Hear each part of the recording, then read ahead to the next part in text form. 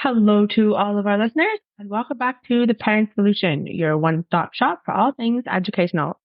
Today is another fantastic guest episode, and I have with me here today Coach Riana Milne. She was featured in the March 14th, 2023 Influencer Daily. She's been selected as one of the top coaches to follow in 2022 by the Wealth Insider magazine. And she's also been featured in Forbes magazine and Business Success magazine in 2023. Rihanna is a certified global life love trauma recovery and mindset coach. She has an advanced certification in clinical trauma and addictions professional. She's also a #1 best-selling author, the host of her own podcast called Lessons in Life and Love, an educational speaker, and a licensed mental health counselor for 23 years. I'm sorry, over 23 years, living in Palm Beach County, Florida. Rihanna, welcome. It is a pleasure to have you here today. Thanks for having me, Kimberly. Absolutely.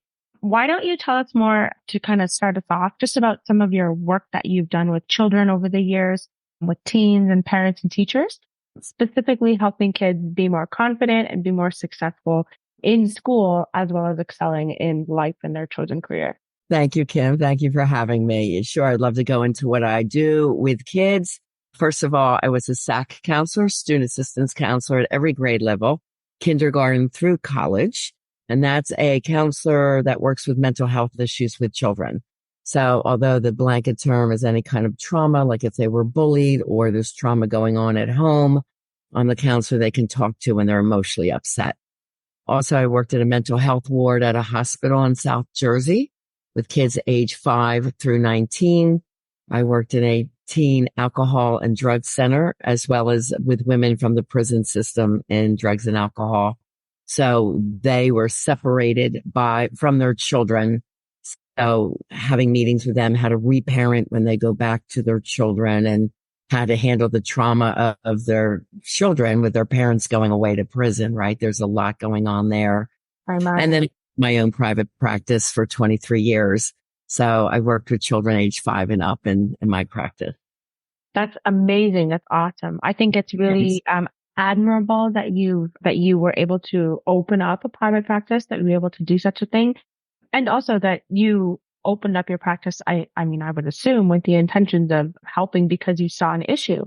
Is there something that inspired you to start your business and to go into this line of work in particular?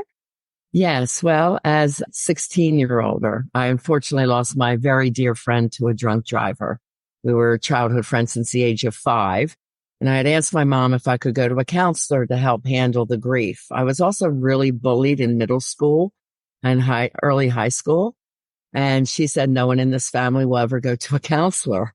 And I said, then I will grow up and become one. And that's when I declared what I was going to be in my life. So it's really important that if children do ask for support and want to go talk to someone, whether it's a professional licensed coach or counselor, that you let them go because they do need that support versus hoping they'll grow out of it or, the problem will just go away. That was a huge loss for me. And then, so I got my education from reading mindset books from spiritual leaders like Deepak Chopra, Dalai Lama, Tony Robbins, Marianne Williamson, and the Course of Miracles. And I went off to Penn State, and then my Penn State roommate was murdered by her boyfriend. Of course, by then I was a woman, but also I had that, I was able then at that point to go see a counselor myself to help deal with that loss. And that was one time when I said, I'm dedicating myself to helping women in abusive relationships. Mm-hmm. Yeah. I find that that's a common theme. Just focusing for a moment on what you said when you were a child.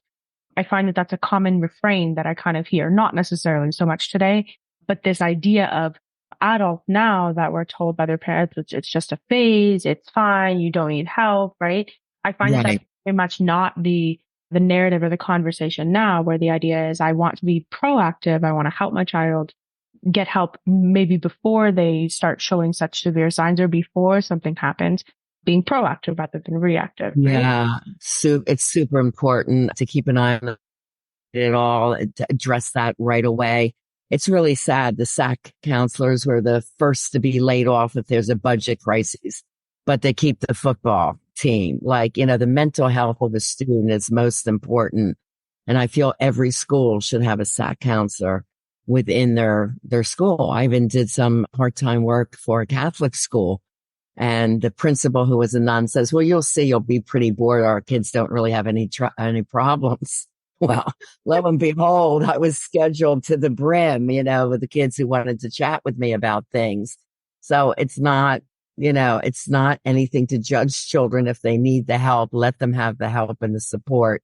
And I know you have a lot of school administration listening to your podcast, and I just want to encourage them to make sure they have the SAC counselors.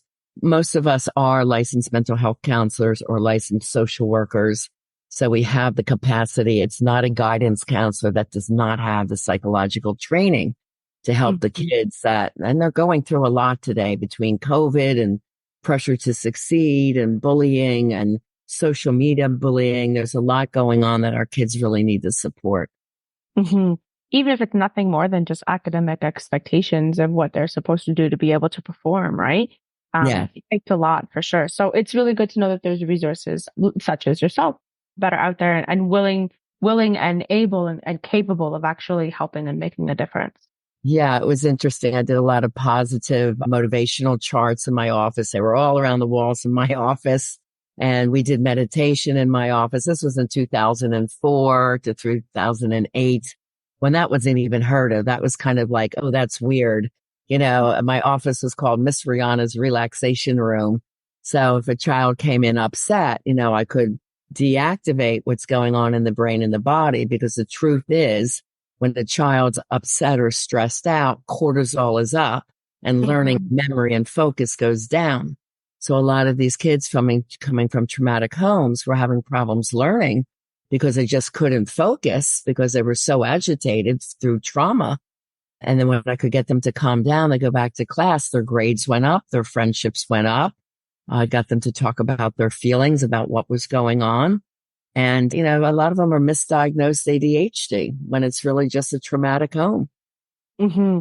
So that's actually perfect that you said that. That's kind of where the next sort of issue is, or the next sort of challenge that I wanted to pick your brain on. What are some of these emotionally challenging situations that children have to deal with? Do you see certain patterns, without obviously betraying client privilege, but do you see certain patterns in the things that children deal with? Well, let's go into what the childhood traumas are, so then the parents understand what I'm talking about, because they're like, most people think of trauma as one big major thing, like having a car accident and losing a limb. That would be a big T trauma, a big event where something major happens.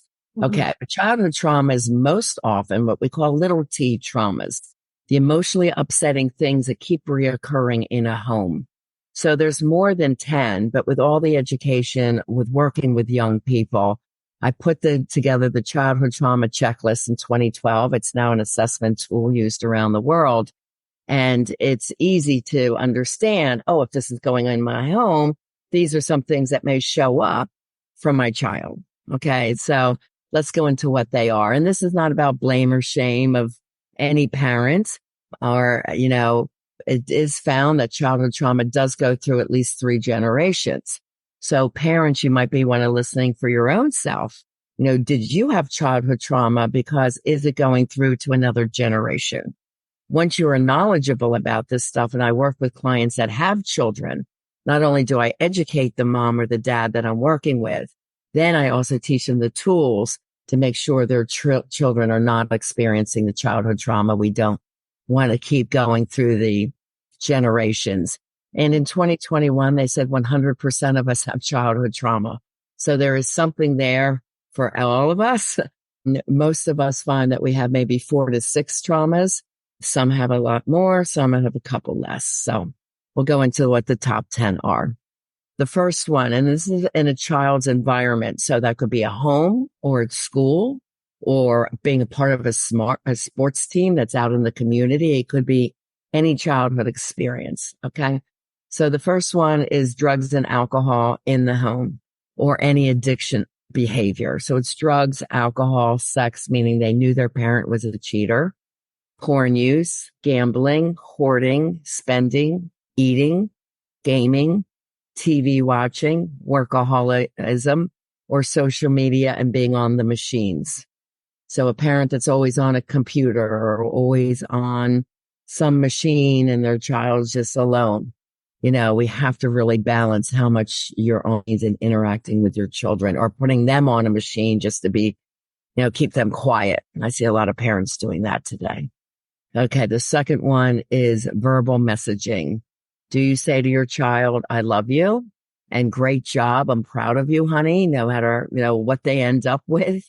Or if it's like, oh, well, you said you tried, you could have done better, or change your outfit. You look fat in that. Those are what we call verbal put downs or verbal slurs. So those messages kids remember for a really long time, and it really does impact their self-esteem. So make sure you're telling your children a lot of beautiful accolades and telling them that you do love them. The third one is emotional abuse and neglect. The fourth one is any physical abuse, rape, or molestation, again, inside or outside of the home. The next one is abandonment. And there's two types of abandonment that I described, fault and no fault. So a no fault abandonment would be if a parent happened to die early or a parent is deployed for war. And I was working in the elementary school during the Iraq and Afghanistan wars, and there was a lot of kids just really blank. They were just so unfocused on learning because their number one thought is, will my mom or dad come home from war? It's a very upsetting thought for a child. So that can be a part of abandonment, but it's no fault if you're serving for the military. And I come from a military family, so I get that. And there then is a no fault abandonment was if a parent travels a lot for work, so they're rarely home. That one is another one I grew up with.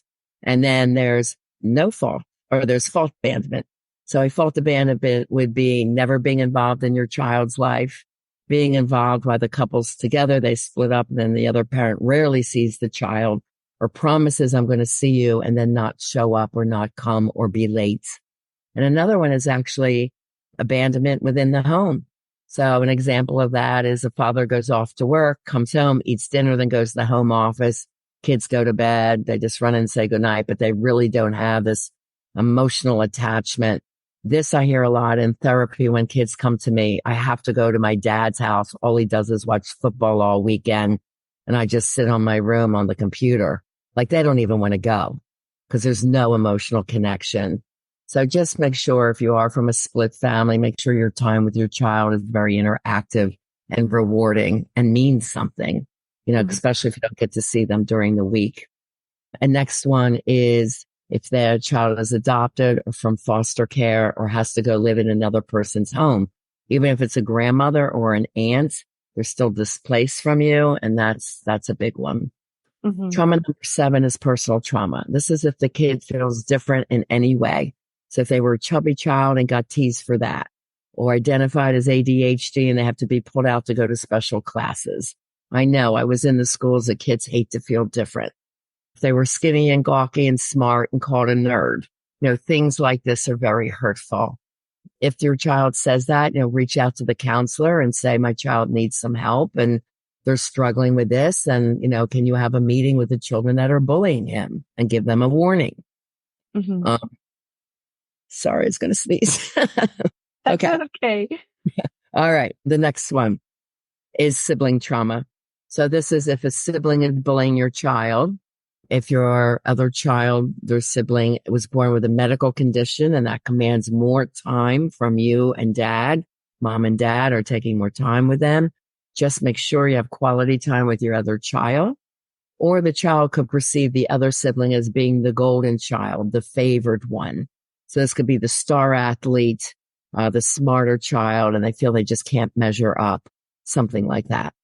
Mm-hmm. Trauma 9 has actually 2 traumas.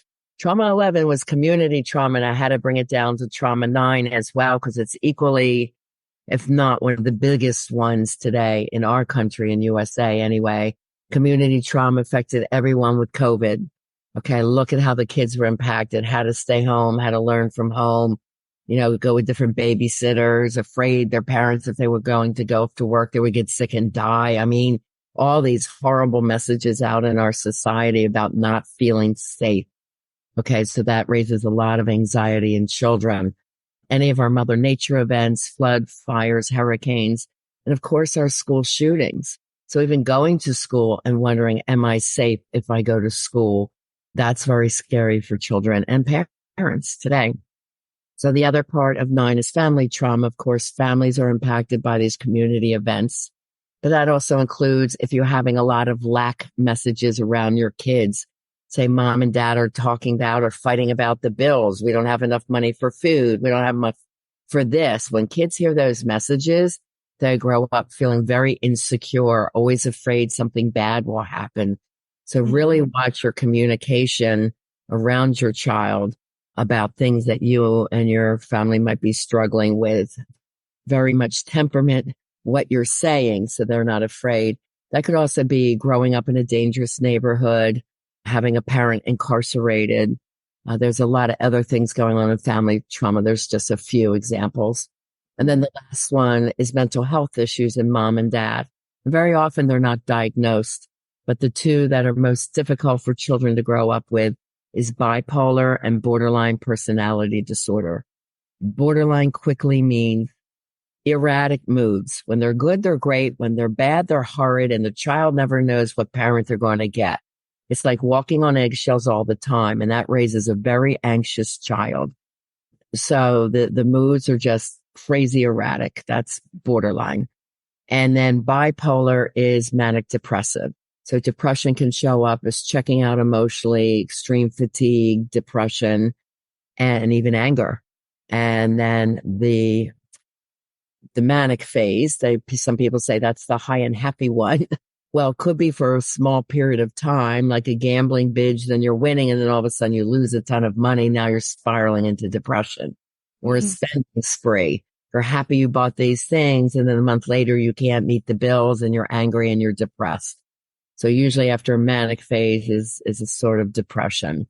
So those are the top 10 that children are navigating. Wow, that's a lot of information, but thank you so much for sharing. It seems to me, listening to you speak of these things, that it's almost impossible as a parent because nobody's perfect. It's almost Exactly. not Yes. to, accidentally do something that may affect your child negatively in some of these ways. Right. So, I mean, what you want to do as a parent is make sure you have as much loving and conscious communication as you can. So you're thinking before you're speaking that it's not a negative put down message, that you're encouraging your child. Our LGBTQ youth, when they're coming out, be supportive, be loving. If you need help, work with a counselor to help you understand the needs of the child. Don't make them feel they're not loved. I helped a lot of teens through that situation. Also, our school staff needs to be on alert to see any of the signs. I did a lot of in-service speeches at district level to help teachers to see the signs of depression, suicide, bulimia, anorexia, being bullied, checking out kids not wanting to come to school because they're scared to death to come to school, all these emotional issues. That's why I said, why is there not a SAC counselor in every school? I don't still understand that. So hopefully the school systems will start doing that because there's many, many needs that the kids have. And as a parent, the best you can do. But if certainly, you see your child struggling, always have open and loving communication. Ask them if they need extra support. If they don't want to talk to mom or dad, sometimes they're ashamed or embarrassed, say, would you like to talk to a counselor that, understands issues that teens and kids are going through? And I think that, my next kind of question was going to be, what are some of the positive parenting techniques that we can use in order to kind of mitigate these things that happen, regardless of whether you're a parent or a guardian or an educator or whatever, to help children be able to navigate these sorts of things and help themselves, because we really want to empower our next generation. We don't want to victimize them. We don't want to make them feel as though they're not enough, as though they're not good enough. and as though they're not capable, right? How do Yes, we exactly. use positive parenting or positive guardian techniques, if you want to call them that, to Sure. for our next generation and instill confidence and success in them? Yeah, let's talk about that. So in my book, Live Beyond Your Dreams, Break Free, no, from fear and doubt to personal power, purpose, and success. It's all about the mindset for success. And there is a chapter in there for parenting. So from that, page 210, some of these that I came up with was definitely point out the positive behavior. Find when kids are doing well. So many kids feel like all I do is get yelled at. I can never do anything right. So make sure you're consciously aware when they do something kind, like holding the door for an older woman at a bank or something like that. Say, that was really nice of you. Thank you for being so kind. It's the little things, but kids want to do well. They are born wanting to do well. So point out the little things and that will really build their self-esteem. You have to have a united front. Even if the parents are divorced, you should follow the same behavioral rules and norms. My children had what's called a star chart, and I read about a star chart and positive parenting method from the Baby Doman method of education. It's called the Better Baby Institute. And they learned that they had all this research on how well these behavioral charts were. And that's the ones that I had in school as well. You know, if they did well for the day, they come down, they get a star on their agenda or their journal, and then they get a star in my office. And then they got a star all week. They get to go in my treasure chest and get a couple of toys. Okay. Right. So that's first called the extrinsic reward, something tangible to realize I did a good job. And then they start feeling so good about it and proud about it. Now it's intrinsic reward, that they like who they are when they do well. So star chart was something I grew my daughters up with, and not meaning to be using them as a science project or science experiment. They both grow up to be very smart, very successful girls, women now. They're 39 and 40. And, you know, one only went to 2 years of college. One did not go to college at all. And she's a multimillionaire as a global coach. So it's not that, you know, going to college is the answer. Life skills that they learn all the way along growing up is the answer to success. And for daughters to be out on their own at age 19 and supporting themselves is what we're supposed to do as parents, making sure our kids can grow up, move on, find work. So teaching them these life skills of how to balance a checkbook, you know, making sure they have a checking account so they know how to work that, you know, getting them working early. My girls, one worked for her father in a restaurant, and my daughter worked for me in my model and talent school. So, you know, she was putting together all the headshots, learning all the names, and she would say hello to everyone as they walked in the door because she knew them all. Right. So they get paid a little bit, and I call that a salary. So they learn they get paid for work, and then they see the rewards of work. So it's also good if when they're older, that they start working for another boss. Like Alexi worked at age 15 at Old Navy, you know, and Stefano worked for someone else as well. So they learn to take direction from other people and learn to be responsible. So having jobs early is super important. Follow through. If you're going to do with star chart, how that works, 5 days, six chores a day is 30. It's perfect, right? You don't need to be perfect. If they at least get 24 stars, there's some reward. When they're young, it could be making cookies with mom, or it could be if they collect a car, like a Matchbox car or something, Hot Wheels car, something like that. And then if they don't get at least 18, there's a discipline. You know, you can't use your computer this week. You can't use your computer this week. So that would be considered a discipline. They lose a privilege for 1 week. You should never ground a child for a month, 3 months. No, you're just going to build anger, and you're not teaching them the lesson. Teach them the lesson, and then, you know, let them learn for a week, and then give them another chance to do well. That's why the chart keeps going every week, right? Okay. All right. Yeah. So be prompt and consistent. So if there's a mistake, you talk to them about it right away. No, wait till your father gets home. No, don't make one parent the bad guy. You know, both of you should sit down if both parents are in the home, or if not, you sit down and say, What do you think you can do to fix this problem? And this way they are thinking through problems because as an adult, they will have problems. So I asked my girls to come up with 3 solutions, and no solution is stupid, right? You say, that's a great idea. What else do you think we can do? And then say, okay, well, the 3 suggestions, which one do you think is the best one? Or which one would you like to start with? And then if you need a second one, what would be number 2? So now we're thinking, asking them to come up with solutions to the problems. And that way they learn to settle their problems as young adults as well. Right. Offer choices to younger kids. Do you want this or do you want that one? Not you're going to wear this today. It's like, do you want the blue pants or the red pants today? And then let them choose from that. Do listen carefully. Your kids are trying to express themselves the best way they know how. They're little people, and they're supposed to make mistakes. I hate when a parent says, you should know better. Well, no, they really shouldn't, and they may need to be taught in a different way. Our job as parents is teachers, and the word discipline comes from the Bible, and it means to teach. So our job is to teach the child to understand what they did wrong, and then put a discipline into place, and then, ask them to come up with the solutions to the problems. Always be respectful of their feelings. Nothing is too stupid. Show that you care with your hugs and kisses. It's cute. I always love kissing and hugging my child. I mean, I didn't get that as a kid. So I wanted to make sure that they always felt, loved and respected. And it means a lot to a child to get those kind of, accolades and those loving, kind words as well. I think that there's definitely something to be said for treating your child not as though they're a mini adult, because they don't have the critical thinking skills necessarily. Right.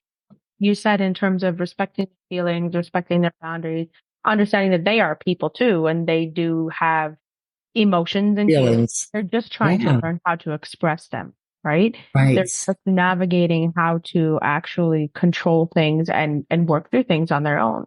Right. I think that's really important for sure. And if you're recognizing there's a difficult parent, the other parent in your home, and there's a lot of stress and trauma going on, verbal messaging and bullying or putting the kid down or being too tough on the child, like reach out to a counselor that specializes in childhood trauma. Those initials would be CCTP, Certified Clinical Trauma Professional. And I'm level 2, which is advanced.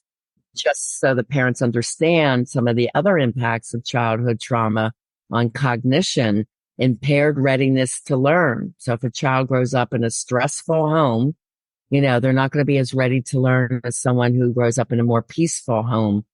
And it's important, try to start your kids in education as early as possible. I know my grandchildren are in school starting at 2.5, in homeschool, but they have an assigned teacher and they go off for the day. So that's really important that they start learning early.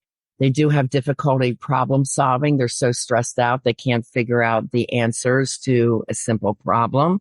There may be language delays, problems with concentration and focus, and poor academic achievement. That's where ADHD comes in. Oh, they can't learn. Well, why?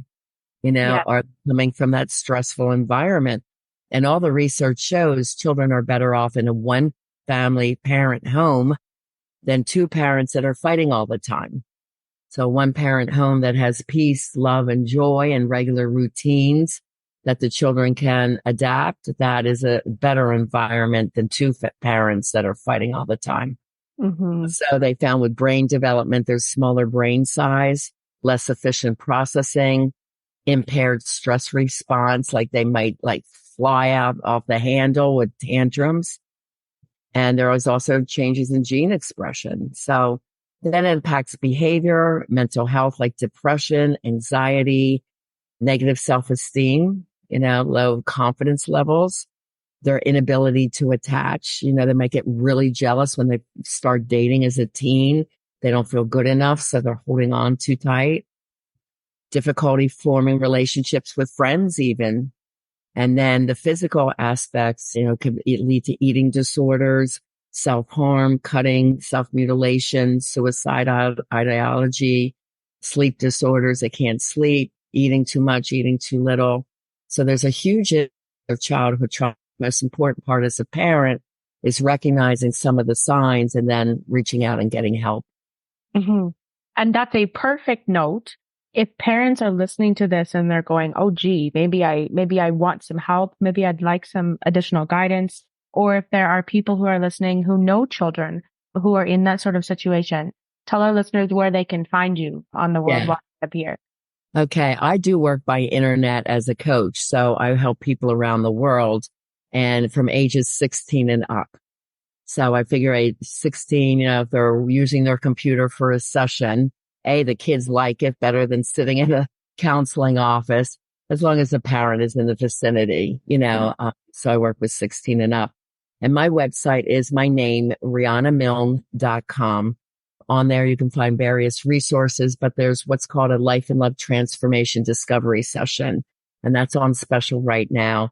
You as a parent should sign up and then let me know what you're struggling with and your children are struggling with, because I'm so pro child since I've worked with so many of them and seeing them go through all kinds of distress that I can help you help your children if they're younger, and certainly to get support for yourself and your household to make sure it is a peaceful, loving one for your kids, because our job as parents is, again, to raise them feeling confident and self-assured and believing in their dreams. Just a small little story. My daughter, Alexi, 5 years old, was sitting there watching TV at the Save the Children commercial. And she goes, "Mom, I'm going to go to Africa one day and save those children." And I said, "Babe, that's a great dream. I totally believe you're going to do that. What a great goal. You should be so proud of yourself." So she became a recordist at age 16, 17, actually went on world tour. She wanted to be a singer. I said, "Let's do it. Let's believe in your dreams." So went on world tour, ended up in Africa, looked down from the tour bus, remembered that dream. Her and her best friend created a charity called EPIC, Everyday People Initiating Change. And since the age of 20, they put in 21 working water wells in villages that are 3,000 to 6,000 people per village from that childhood goal and dream. That's amazing. Kids make a difference. Doesn't matter the age. That's it. So always and then when she came into my elementary school and told the kids the story, like, this was how my dream started. Mm-hmm. So believe in your dreams and don't think any dream is silly or stupid. You can do whatever you dream to do. So that is the message I always encourage my students, that I was working with and my own children to, go for it and not be afraid. And if your children can grow up with what I call the mindset for success, that's what's all I write about in the Live Beyond Your Dreams book. And on my website, you can get the first 60 pages of that under the book section as well. Awesome. Awesome. Thank you so much, Riana. I really appreciate your time and your insights and for being here. I appreciate your energy. Thank you so much. Thank you, Kimberly, for having me.